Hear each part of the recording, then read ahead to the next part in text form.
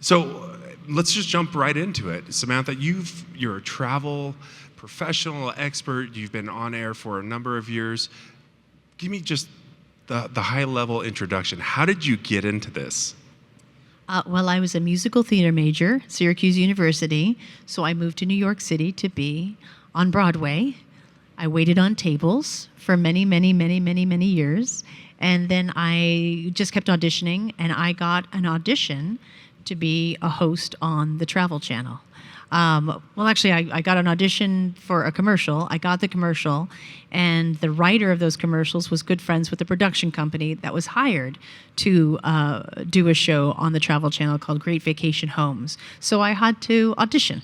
And a lot of people ask me then, well, what does acting have to do with travel and hosting travel? And a lot of what I do is unscripted. But I still need to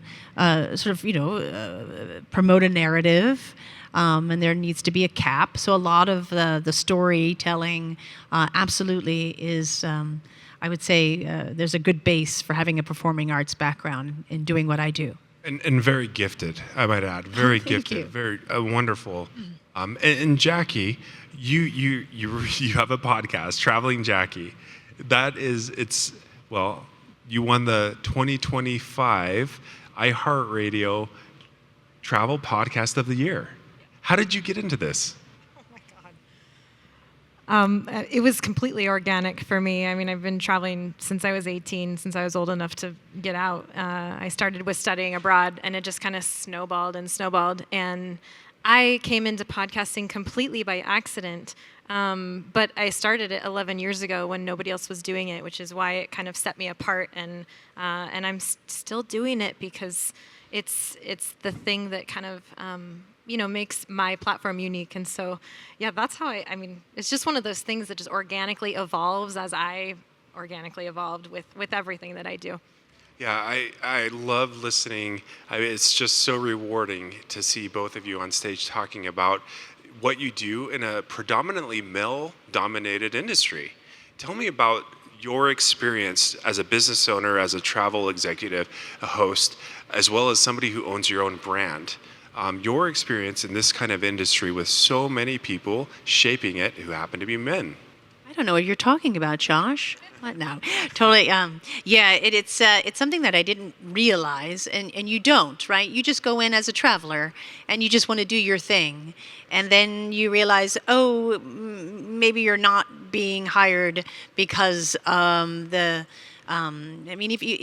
I turned on Netflix the other day. I was like, they have a whole travel, category, and it's just all men eating, men eating in Italy, men eating here, men's adventure. There are no women, and it's just so shocking to me because we know that women make a lot of decisions when it comes to travel for their household, for their families, and but I think with that. It allowed me to be exactly who I wanted to be, which is really show the importance of travel through its emotional value. And to be more of that, there's just a little more feeling to it that I think I'm allowed to be because I'm female. So I think there's a lot of power in that, easy to differentiate. But yeah, there is always this, if you want to make it in this world of female traveler, we have to do it ourselves. Jackie, you do it yourself, right? It's your podcast. We're not hired by anybody. We make it happen. And I think that's just something that, as a woman, we need to do. So sitting there, I had a thought. I was thinking, when you got into this, how many places have you traveled before you stepped into this role? Were you very few? Very little. Yeah, I thought traveler was. I thought being a traveler was being rich, with money, time, and confidence. Those are the three things that I thought a traveler was, and I wasn't any of those. I didn't have any of that. And so a part of what I do is to dispel that myth that travel isn't only for the wealthy. It isn't only for the people who have a lot of time or confidence. It's for everybody. And I think that idea that, hey, if I can do it, you can do it, becomes a big part of that. But yeah, no, I didn't do a lot of travel at all. Did you? Yeah, actually, I also want to go back to the first question about rising as a female in a, maybe a man's world, because kind of like what you said, I was just being me, I mean, yes, I had traveled a lot before I started my podcast. I had already had at least 10 or 12 years of international travel under my belt, but it didn't even occur to me that I was female. It's like, it's not a thing. We're just out doing the thing that calls to us. And in my case, it was travel from a very early age. It was language. It was foreign language. That was what kind of called to me from foreign lands, like I got to go find what that's about. I got to go speak that language. And so it just evolved. But I never even considered that I was doing anything as a female. I mean, the solo female niche fell upon me. I sort of, started doing that just by default, but I never said, oh, I'm going to go be a solo female traveler. No, it's just what we do. The character. Right. Yeah. You didn't have a title for yourself at that time. No. I just had what I was interested in, and I just happened to be female. And especially when I started my show, there were men and there were couples who were also doing travel podcasts, but I was the only solo female. And I do think that that's why I've had success with it. But it wasn't like I set out to do that. It's just we're born the way we are. We have the passions of what we're doing. You wanted to be on Broadway, and you landed in front of a camera of a different sort, and I landed on a mic, which also surprised me. But it's just us being who we are, I think. And sure, there's a lot of women wanting to travel. Some of them might feel scared not knowing how to do it. However, it's a category that has the largest demographic of people traveling. You lead excursions all over. What are some of the things that you're hearing from the people that you're leading excursions about when it comes to travel or women with travel?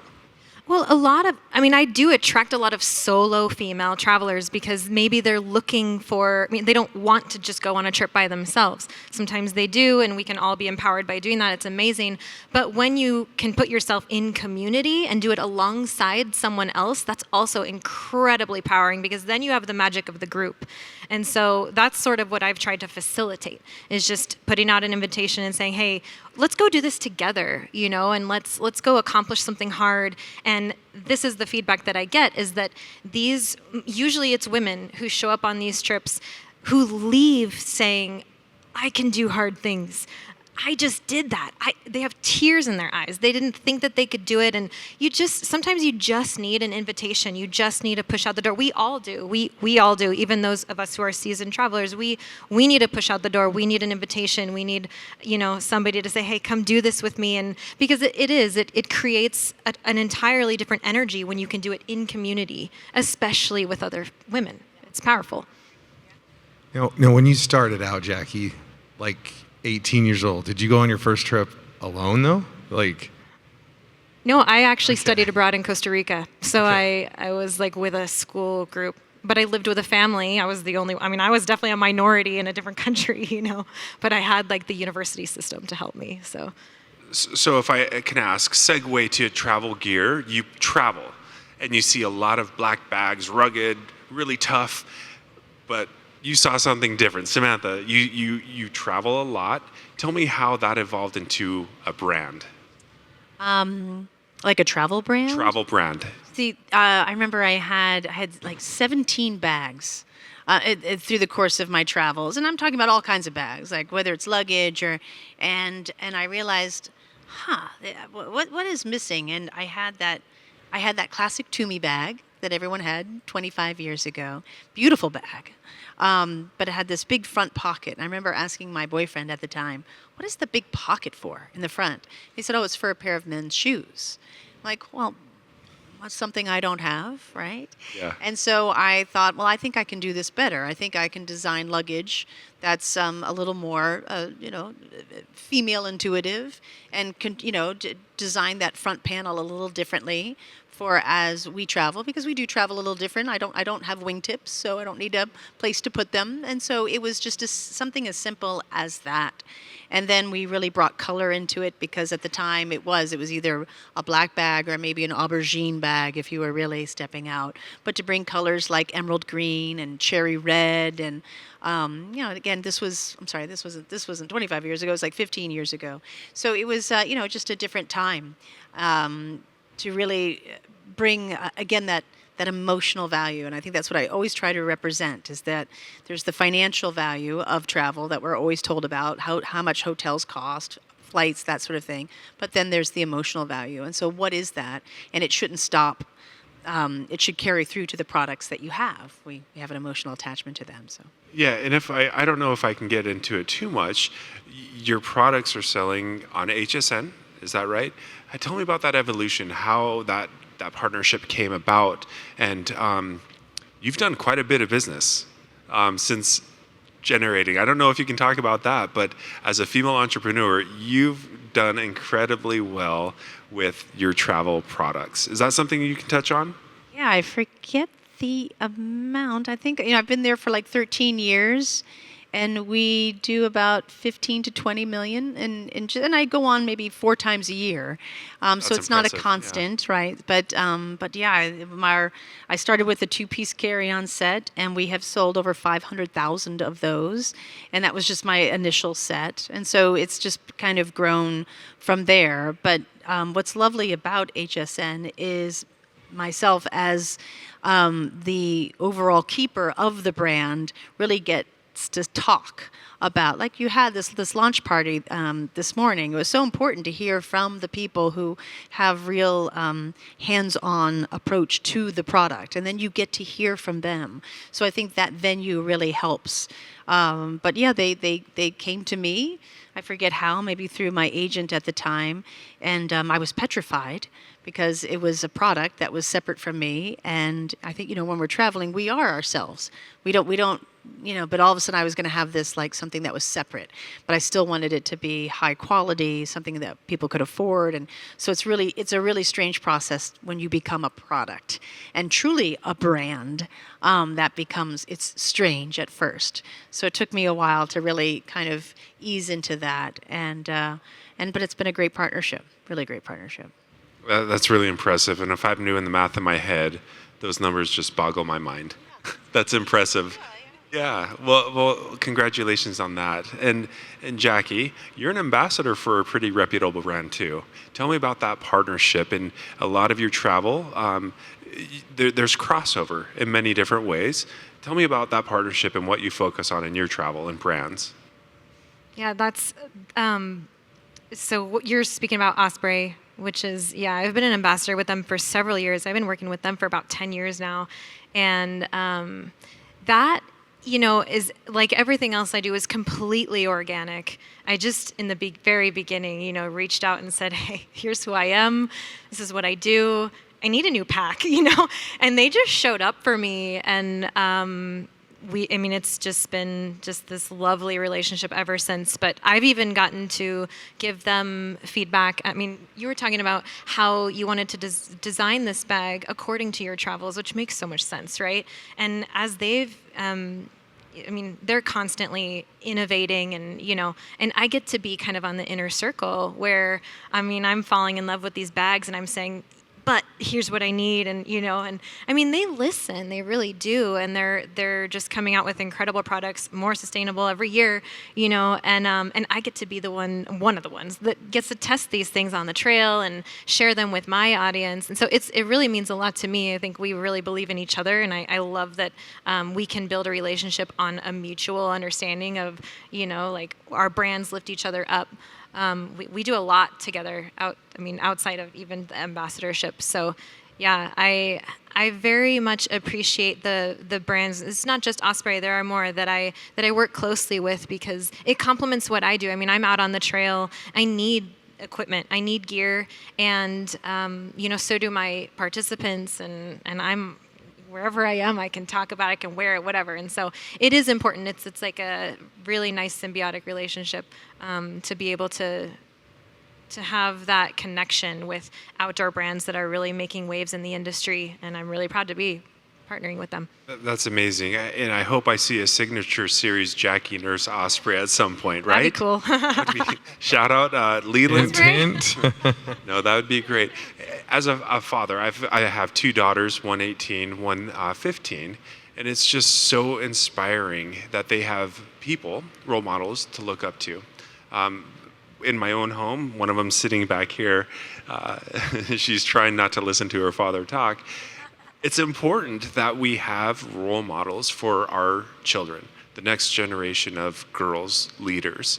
And I just personally, on behalf of a father and my daughters, thank you for what you're doing and inspiring people, girls, innovators, future entrepreneurs, for what you've done, the path you've led, the pioneering trail that you're blazing right now. So thank you. I don't know, Jackie, I'd love to hear more about your experience. Questions for Sam, maybe Samantha and Jared.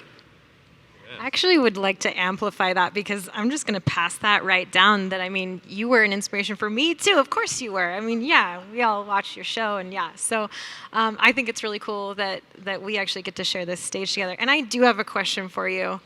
You are so enthusiastic and passionate about everything that you do, and you've been doing it for so long.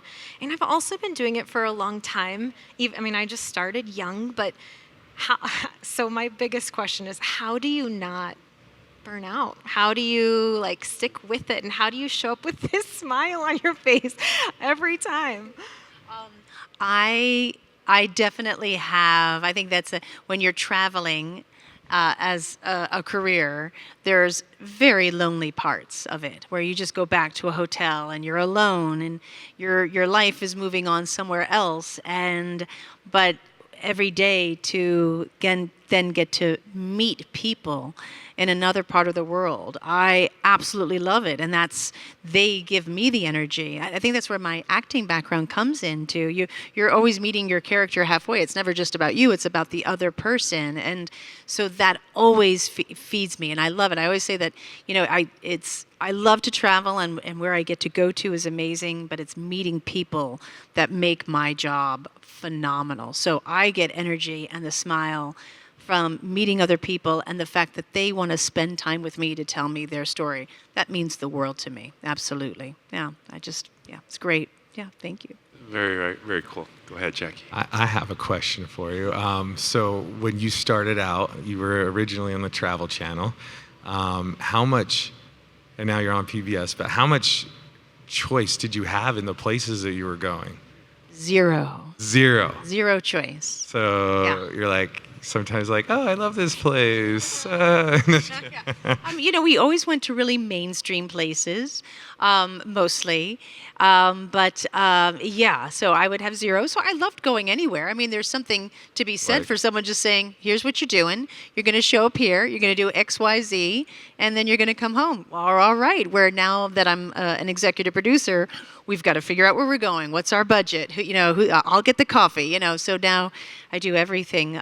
But no, I didn't have any editing rights. I don't own any of the footage, and that's my whole reason why I wanted to strike out on my own, so I could do that. That's awesome. So where was the very first place that you went? On my own, with my own show? Well, with when you first started out, very first place. Can you remember that? You're just I can't believe I'm getting paid to do this. Oh, Santa Fe. Santa Fe. Went to Santa Fe, New Mexico. It was our very first show, and I couldn't believe, because I was waiting on tables for 8 years, and I was all of a sudden I don't have to wait on tables anymore, and I'm being sent to a beautiful city, and I get to talk to people and meet with them and find out about their culture. It was incredible. So yeah. That's awesome. Okay, so now when you broke off on your own and you're the producer, Where was the first place you're like, okay, we got to do my own show? It's my own thing. I wanted to, people really knew me for like Disney World and theme parks, wonderful places, but I wanted to show, because I was like the second cities, so we went to Houston, Texas. And I love Houston because it's the most diverse city in the United States. There's no one majority. It's the number one refugee city in the United States. So all the legal refugees who come through the United States come through Houston. And that has affected it in phenomenal ways in terms of what you get to experience, from the museums to the art to the food. And it just, no one thinks about Houston. I mean, at this point, they weren't.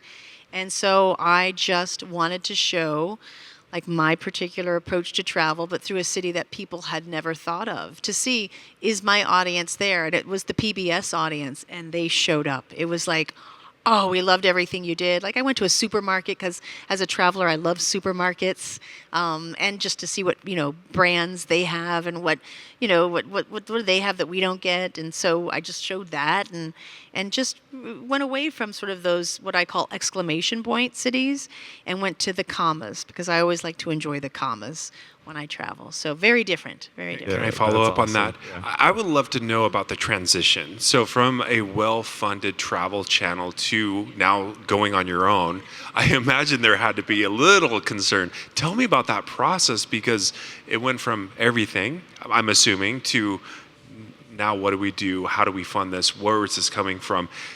I would be concerned. I would worry about that. Tell me about that process. Well, I have an amazing partner, my husband, Kevin O'Leary. He's our executive producer. So he goes out and he raises a lot of the money so I can be the creative person. But when I'm on the road with my crew, I am there. I'm not just the talent to be treated well. I am the executive producer, making sure everyone else is happy. So that switch I loved, because you're the host. So you're making sure everyone is doing well. And the fact that my camera person and my sound engineer, when we walk into a business, a small mom and pop business, that they're a part of this energy. And because it's intimidating. So I loved kind of making sure that that energy, that community that you talk about, which is so important, and it's with your travelers, it's with my crew. We are a community, and we're going into a community, and we are not to disrupt them. We're there to capture them. We're there to, as easy as people can be with big cameras filming them. Let's make sure that we're seeing them and allowing them to say who they are. So I'm not going in saying, this is what this place is about. We're letting the people tell us who they are. So that was and it was a wonderful transition. I loved it. So what you see is what happened a lot behind the scenes when I was at the Travel Channel, like really talking to people, making sure everything, and then now you see that on camera, that sort of synergy. So. I have a follow-up kind of to all of this. What is your why? Like, why is it that you had all of this on the travel show? You have your travel line, like you could have stopped at any time really, and yet you're still going. What is it that you want to share with the world? Like, what is the purpose of all of it? I think, and I found this out really early on in my career, because I never traveled before, but you realize the real magic of travel is that it's one of the few things that we have in our lives that mark a fresh start. It's always a new beginning, whether you're going away for the weekend on a day trip, or close to your home, or you're going 10,000 miles. It's this new beginning. And as human beings, we are always on this journey to understand ourselves better, to understand who we are and be better for our communities, for our families, for ourselves. And what I found is that nothing gives us that opportunity like travel. So that is the why, to make sure people understand that is the why. That is why we travel. And it does not matter if you go to Bali and spend tens of thousands of dollars, or if you just go away for an overnight trip with your family because that's what you can afford and you just get away. It all is travel. That's the travel experience. And so it's not just for the wealthy. It's not just for the people who have tons of time. It's not for the people who have confidence. Travel is for everybody. So that's always been my why. And I want to just wrap up with a couple questions. Jared? Wrap up? No. I'll give you some time. Jared has some fun questions that he likes I'm to sure, ask yeah. as we wrap up. And I want to make sure we have enough time for that. What would you tell people who might have that curiosity, but that concern of travel? A lot of people just aren't ready to take that step. What advice can you give? Oh, go slow. Go to where you do feel safe. The world's big. If you don't feel like you're safe in a country and everyone's going to that country, don't go to that country. It's really simple. If it's easier for you on your first trip abroad to go to an English-speaking country like the UK, go to the UK. I think that just that, again, that importance has never been measured in miles, right? Maybe it's just the next city over. Get your sea legs, or maybe it's just a day trip to another part of, of your city. I think it's you can meet travel where it is. It meets you where you are, and so don't push it. Great advice. What would... Yeah, I echo what you say. You can start small, but I also think that for me, travel is all about stepping outside your comfort zone. And I think that the biggest thing people fear about travel is the unknown, which no one can define, right? And that is essentially what adventure means, is when we don't know what the outcome is, we're going on an adventure, right? And so you can push yourself even in your own backyard by choosing something you've never done before and just see how it feels. And I always I want to push people to listen to what it is that calls to them, because it doesn't have to be the same thing as the person next to you. You don't have to go to the same country, same city. You don't have to try the same outdoor adventure as anybody else, but there is something that interests you. So identify what that might be and try something, because every time that you go out and put yourself out there and learn something new, you gain those courage muscles, and the next time you can keep that going, and it's kind of an upward spiral. And the next time that you see something that might be a challenge, you can say, hey, I did this thing, I accomplished this, I can do that, and it can be baby steps, but eventually you're going to be traveling far by doing that. Now, Jackie, my question is, your first trip was with other people, right? When did you just decide to branch out and say, oh my gosh, nobody's going with me, I'm just going to do it? You know what I mean? Almost immediately. After studying abroad for the first year in Costa Rica, I actually went for a second year in Italy, pretty back to back. And after that, I took off on a solo backpacking trip from Panama City to Mexico City for 3 months. And I was going to have friends go with me, and they bailed. And you know what? We can't wait for other people to follow. Nobody else is going to show up to pursue my passion.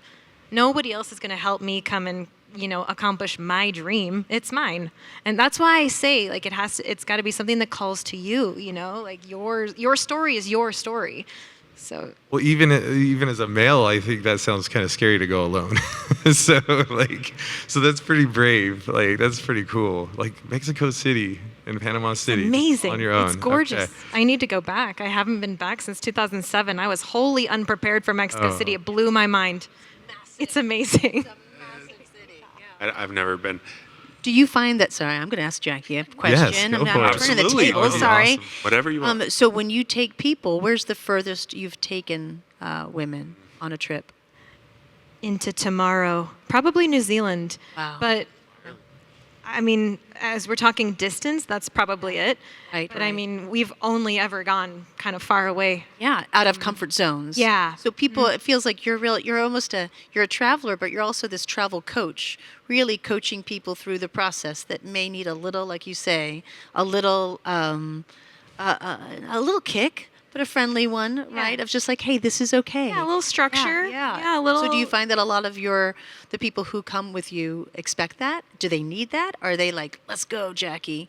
I think it's part of the reason that they come with me, is because they don't have to think about it. They trust me, which is That's it's a an honor. responsibility. It is, and it's a huge honor. But they don't think twice. They know, they've learned. A lot of them are repeats, and so I would imagine, yeah. they've learned that if she's going, we're good, we're Yep. safe, Yep. we're gonna be fine. Cool. I like I'm glad I can help and facilitate that. Now, I have one more question. You guys can both answer this. Is there the problem I have when I travel is I end up wanting to move to all these places that we go visit. So have you ever had a chance to just actually stay put in a place long enough to where you felt like it's home, be able to learn the language, And what place is that you're just like, oh my gosh, if we ever moved, this is where it would be? I have several of them. This is what I do. I mean, this is what I built my entire travel foundation on, was learning languages. So I went to Costa Rica for a year and I learned Spanish. I went to Italy for a year and I learned Italian. After that, I went to Brazil and I learned Portuguese, and then I went to France and I learned French. And I haven't done German yet, but I've been in and out of Germany a lot, and I've already picked out my school. I will do it at some point because I've done it as an adult a couple of times. Both French and Portuguese were post university, but that's kind of the way that I travel. I mean, for better or for worse, I get somewhere and it's like, can I live here? Do I want to live here? Should I come back here? And yeah, I've done it. I mean, I've lived in Italy 3 times. I've lived in Argentina. I've lived in Mexico. I've spent a lot of time in a lot of places. I love slow travel. I love going back to places that feel like home. I think because as a traveler, like, I'm so lightly rooted since I was 18 that I find homes all over the world. And sometimes that's in the United States and sometimes it's not. Wow. I'm glad I asked that. But how long does it take for you to learn a language? How long are you in these countries? Well, it was a year in Costa Rica and a year in Italy, but it was only a month in Brazil, and I was like, it was wild. Wow. That's And French was also 1 month. So Whoa, yeah, just an immersive. yeah, totally immersive. Living with a host, you've got to do it that way. Like, yeah, absolutely. But it's my thing. Don't talk to me about math. Like, language, that's my thing. So is there going to be a podcast in French or German of your travels?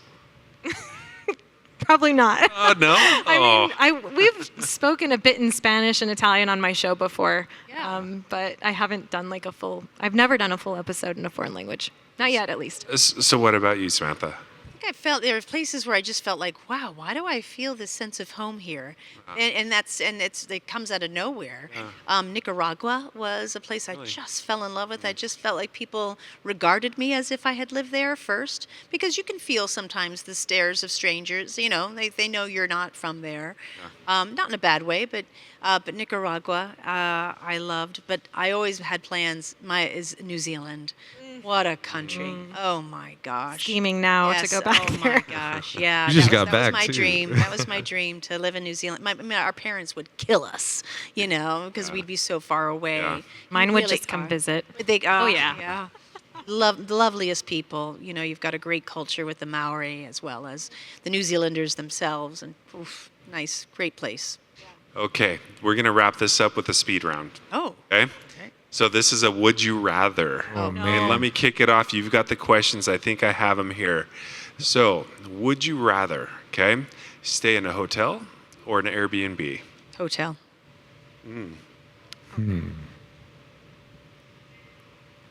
Speed round. Uh-oh. Probably hotel. Hotel. Great. It depends on the place. I know there's a lot of variables here, but you only get one answer. Okay, one answer. So, checked bags or carry-on? Carry on. I check.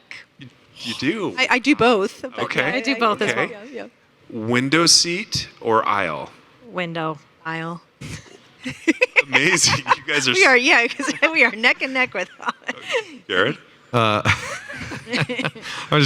just had a middle seat the other day. Like, Oh, yeah. Yeah, I that's get the That wasn't those. an option because I know either of you. Well, I don't know, but I mean, that's not an option, right? Middle seat? Well, it's wants an that. option. Always on the middle. Yeah, when I travel with my family, I'm the middle Oh, well, seat. that's Oh, different. yeah. That's different. But when Yeah. you're with strangers, you want one or the other. No, you right? do. Yeah. good. Jared, you got I'm looking for my questions. You threw this on me just last minute, Josh. okay. I think I have another one. So, Legos. This is kind of an out of the box thinking. Are you okay if That's I my ask? final question. You ask it. Okay, so if you were to use Legos, do you like to have plans, or are you kind of like a master build it and just figure it out and do your own thing? I think you build the scaffolding, but then you let it go and just have a good time. So I hate when I have too many plans. It makes me anxiety ridden. So I guess if it's either or, it would just be go with the flow. Okay. I think it depends on how I'm feeling. I mean, some trips. It's hard, yeah. If If I you're want with people, you've got to have plans. Well, for sure those, yeah. But like sometimes if everything's planned, I can relax. Okay. But I mean, back in the day, we didn't used to plan in advance. Like there wasn't Wi-Fi when I started traveling, so we would show up in a town and then look around for a hostel or somewhere to stay. And that was so I'm very comfortable with that too. It always works out. Yeah. Everything always works out. So I can go either way. Okay. It's a nice combination of the two that you have to have, I think. So it goes to stop and smell the roses or get to your destination. Well, I'm a Stop and smell the roses. Yeah, Yeah, definitely. that's what I'm talking about, Josh. I stop and smell the roses. I'm forcing him to. We've been going on some road trips this last year, and it's been Yeah. really fun. It's been fun. Well, I want to thank you both for being on this podcast, being a part of this show, but most importantly, doing what you're doing and inspiring so many people, especially my daughters, to do something more with their life and stand up and experience it in a better way. Thank you. Thank you. Thank you, guys. This was fun. Really appreciate you coming out. So. Hold the applause, please. Hold the applause.